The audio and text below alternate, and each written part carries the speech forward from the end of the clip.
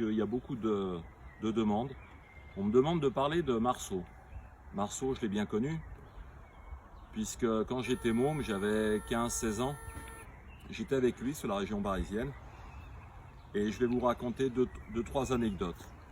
Donc la première, c'est quand Marceau est champion de France, en 68 à Royan, avec Kupiak et Zumda. Il jouait pour le Val-de-Marne à l'époque.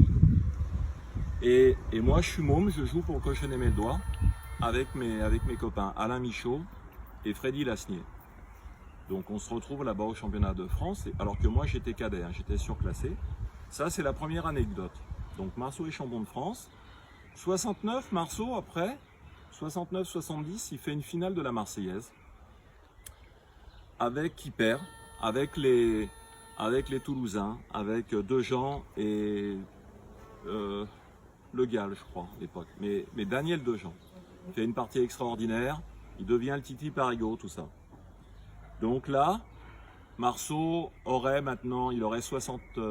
presque 70 ans, puisque Marceau est décédé en 2003. Et donc, pour tout vous dire, Marceau était un joueur extraordinaire, d'une adresse phénoménale, et moi je me souviens, il avait des doigts très très longs. Et c'était un phénomène parce qu'il pliait sa boule comme ça, son poignet, et avec sa boule il arrivait à toucher ici, et même avec ses doigts qui étaient très longs, il arrivait à toucher son avant-bras. D'où la facilité dans son geste, il faisait énormément de rotation. Pour moi c'était un funambule, c'était un artiste. Et à l'époque, c'est sûr qu'on aurait pu monter des spectacles parce que Marceau était très très spectaculaire. Il jouait beaucoup du poignet, il envoyait les boules dans des endroits qui étaient pratiquement impossibles. Moi je l'ai vu faire, je l'ai vu faire revenir des boules en envoyant des boules à 8-9 mètres. Elles revenaient de 30-40 cm. C'était pas des... Il était capable de jouer aussi des boules sur 2 mètres sur le côté et revenir dans le bouchon. Ça c'était pas mal aussi. Mais surtout avant ça, c'était un très très grand tireur. Seulement Marceau n'a sûrement pas eu la carrière qu'il devait avoir, parce que bon, Marceau habitait sur la région de... Enfin, il était à Ivry-sur-Seine. Et moi je me souviens, il était bien copain avec mon père. Et il était venu, c'était les années 70, oui je pense, il était venu passer une quinzaine de jours à la maison, à Meaux, au Parc Fros. Et on avait fait quelques concours en Seine-et-Marne, on avait fait 4 concours. Moi j'avais donc 70, j'avais 17 ans, et lui il devait avoir une vingtaine d'années. Voilà. Et ce qui était pour moi très spectaculaire, c'est sa façon de tirer. Il faisait énormément de recul, des carreaux à non plus finir, mais sûrement quand il rentrait, parce qu'il avait des boules dures à l'époque, ça n'existait pas les boules demi-tendres, tendres, enfin, etc. Mais il était très très spectaculaire. Et lorsqu'il était à la maison, on a dû faire une dizaine de tête-à-tête ensemble, puisque moi j'étais au lycée, mes parents travaillaient, et il restait à la maison. Et contrairement à tout ce qu'on a pu dire, Marceau, moi, avec mon père, tout ça, les anecdotes que j'avais avec lui, il est venu passer, il restait à la maison, mon père lui avait laissé même de l'argent, il a dit écoute Marceau, si tu as besoin de quelque chose, tu vas faire des courses et tout. Jamais Marceau n'a pris un franc à mon père. Voilà, les souvenirs que j'ai. Parce que je voudrais rétablir un peu la situation, parce qu'on a commencé à dire des grosses conneries sur Marceau. Et ça me plaît pas. Je lis beaucoup dans les réseaux sociaux. Il y a des soi-disant mecs qui connaissent sa vie, enfin, etc. Moi, je peux vous dire que mon père il était à Ivry-sur-Seine.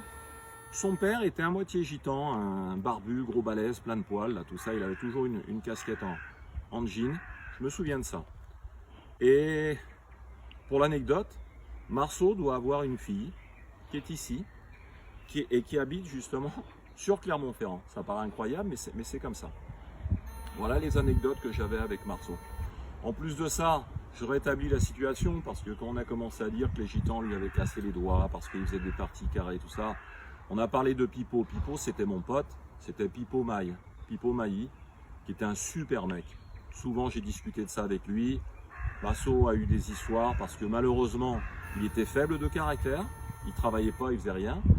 Et le problème de Marceau, c'est qu'après, il s'est fait entraîner dans la bubine, il buvait beaucoup. Et ça m'a fait un peu chier quand même. parce que après moi je l'ai perdu de vue. Je l'ai perdu de vue, Marceau. Et c'est vrai qu'il n'a pas bien fini. Il allait jouer aux boules avec des gars qui lui payaient à boire, qui lui payaient à manger, tout ça. Et ça, c'est les années 80 peut-être. Après, il est devenu un peu cloche parce que il faisait rien. Et les gens l'ont mis dans la boisson. Voilà. Je me souviens de ça. Marceau est décédé à la limite du bois de Vincennes. Je crois il était décédé dans le 12e ou le 13e, en 2003. Voilà, c'est bien dommage. Mais pour moi, de ce qui restera de Marceau, c'était un garçon vraiment très très gentil, très sympa. Et d'une adresse prodigieuse. Et justement, je fais un petit coucou à Laurent Dio, qui entre parenthèses, c'était son idole et il l'adorait. Et lui, il l'a connu, comme au même titre aussi que Christian David, mon frérot, à Paris. Puisqu'une année, il avait fait une saison avec son père. C'est-à-dire qu'il jouait avec Papa David et Christian David. Pour dire qu'il était vraiment très très très fort.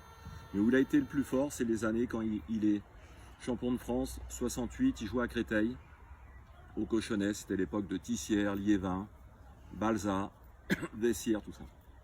Et pour vous dire une autre anecdote, mon père avait organisé au Parc Front, ça devait être les années 70, la coupe de Noël. Je me souviens, on avait fait ça au Parc Front, c'était vraiment sympa. Les Bers de Cagne étaient venus avec Richard Lavieille, qui était un coquin, il tenait la boîte de nuit, le Playboy, derrière l'Olympia. Il y avait les anciennes gloires à l'époque, je me souviens, c'était les frères Kodjo, Tutur. Il y avait de Seine-et-Marne, il y avait William Storr qui était venu, Storr avec Rouzer, Borghi. C'était vraiment une époque très très sympa. C'était très très sympa. Il y avait Tissière qui venait aussi avec Liévin. Tout ça, c'était les gars du 94. Milkos qui jouait avec Boulmol, Gancy. On l'appelait la Chine aussi à l'époque. On se retrouvait tout ça, mon père avait organisé ça, puis on avait terminé, mon père avait fait un putain de michoui. Et on avait fait une soirée extraordinaire. Voilà, j'avais gagné ce concours. Et pour tout vous dire, j'avais gagné à peu près 4-5 concours avec Marceau en Seine-et-Marne. C'est vrai qu'on s'était baladé. Parce qu'on faisait des choses invraisemblables. Voilà, c'était mon histoire avec Marceau. Bon dimanche et pensez à vous protéger encore, c'est pas fini l'histoire.